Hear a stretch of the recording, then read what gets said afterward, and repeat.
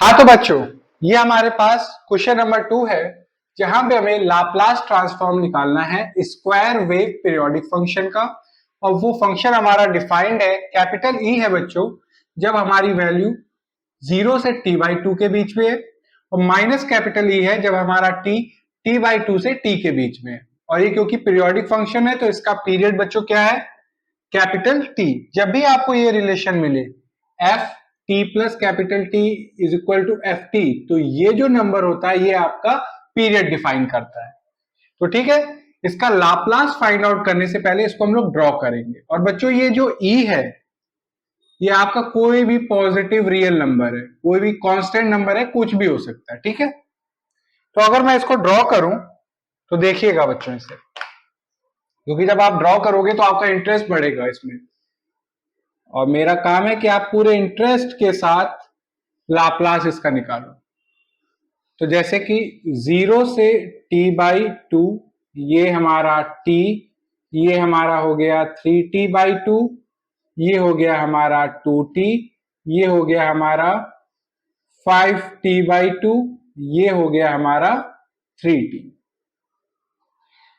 अब देखिए बच्चों,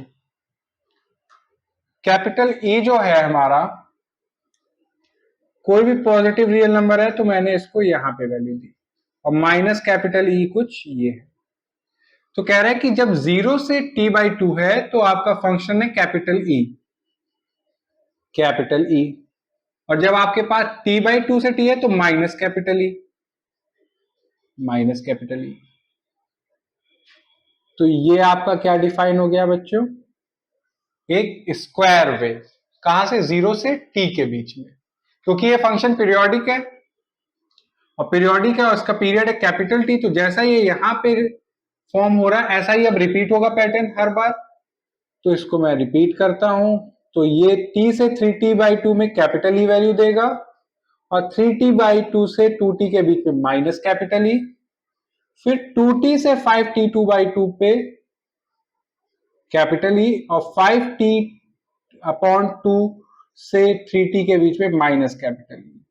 तो आप देख रहे हैं कि हमारे पास जो फंक्शन है ये स्क्वायर वेव क्यों है, क्योंकि ये हमारा ड्रॉ ही इस वे में हो रहा है।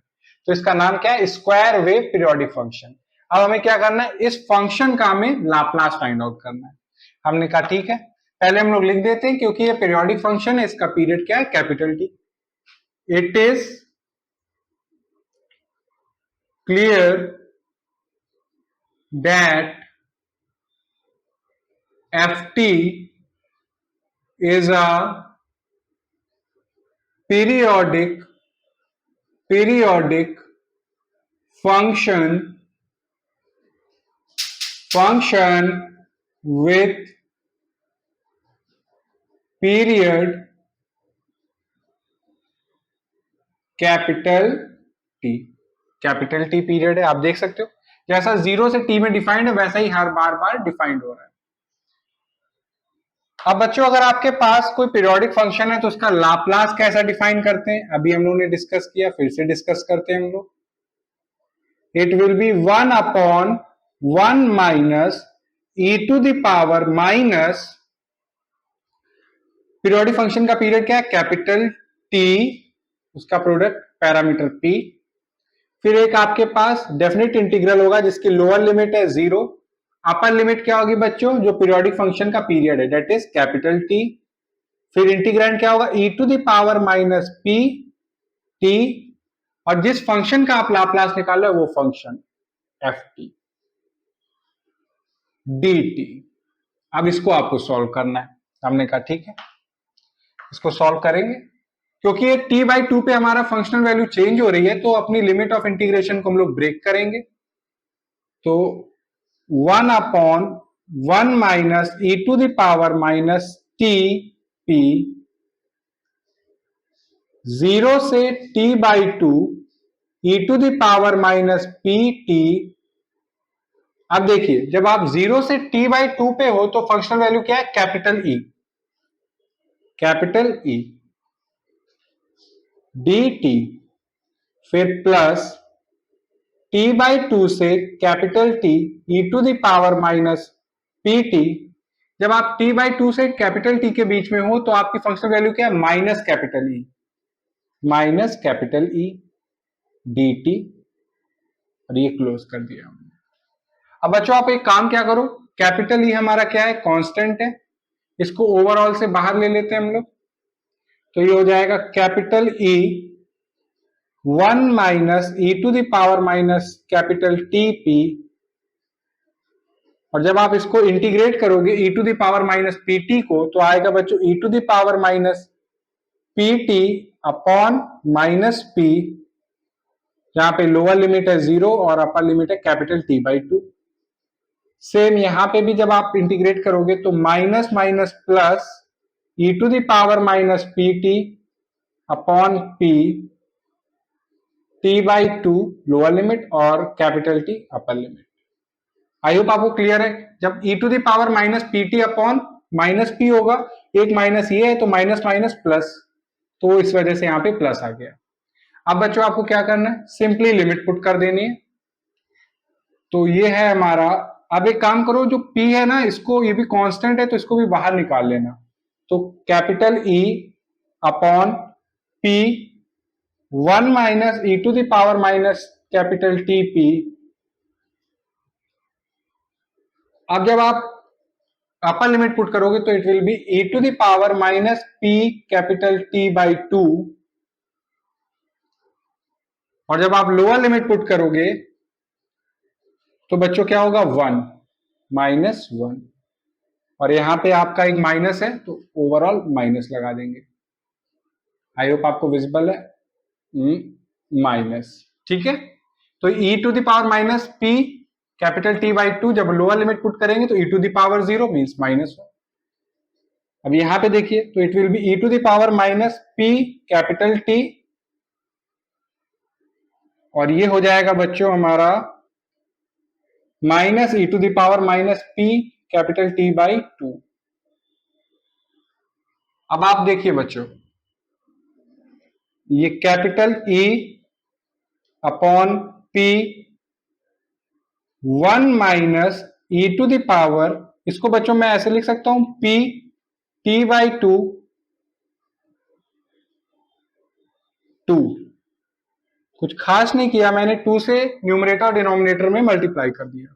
अगर आप इसको 2 को मल्टीप्लाई करेंगे तो e to the power minus PT ही लिखा हुआ है, बट मैंने लिखने का वे थोड़ा सा चेंज किया। ऐसा क्यों, क्योंकि हमें a square minus b square की फॉर्म बनानी थी यहाँ पे।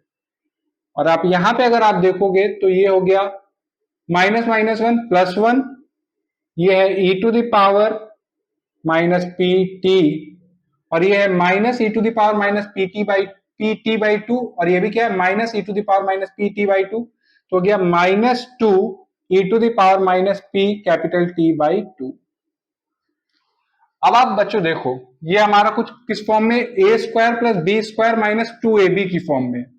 तो दोनों ही फंक्शन को थोड़ा सा इलेबोरेट करके अगर हम लिखें, कैपिटल E डिनोमिनेटर में P, इसको लिखोगे आप 1 minus e to the power minus PT/2 1 plus e to the power minus P capital T/2, ठीक है, a minus B into A plus B. इसको आप कैसे लिखोगे, 1 minus e to the power minus P T/2 का whole square, क्योंकि जैसे आप स्क्वायर करोगे तो 1 plus e to the power minus PT minus 2 e to the power minus PT/2। तो बच्चों यहां से ये एक और ये कट जाएगा, 1 minus e to the power minus PT/2 numerator denominator से जब कट जाएगा तो ये होगा capital E upon P 1 plus e to the power minus PT/2, और न्यूमरेटर में क्या होगा, 1 minus e to the power minus PT/2। अब आप बच्चों एक काम करो, इसमें e to the power PT/4 से न्यूमरेटर और डिनोमिनेटर में मल्टीप्लाई करो। क्या कह रहा हूं देखिए जरा, कैपिटल E जब आप e to the power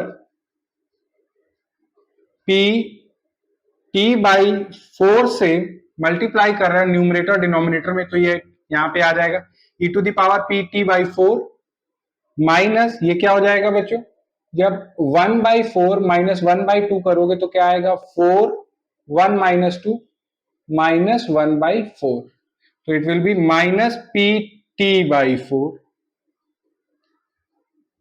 upon P, यहां पे क्या हो जाएगा E P capital T by 4 plus E to the power minus P capital T by 4।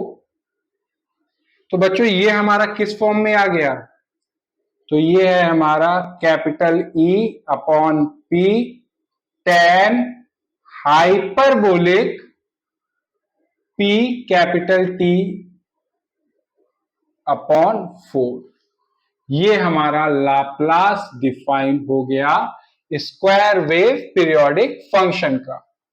तो आई होप आपको क्लियर है किसका लाप्लास क्या आया बच्चों हमारा, the Laplace of square wave periodic function is capital E. Capital ई क्या है हमारा, एम्पलीट्यूड या मैग्नीट्यूड आप कह सकते हो उसका, upon parameter P tan hyperbolic P capital T upon 4। तो आई होप आपको ये क्वेश्चन नंबर 2 भी क्लियर है, जहां पे हम लोगों ने स्क्वायर वेव का लाप्लास ट्रांसफॉर्म निकाला। अब बोर्ड रब करके आपको ट्रायंगुलर वेव का लाप्लास फाइंड आउट करके बताता हूं।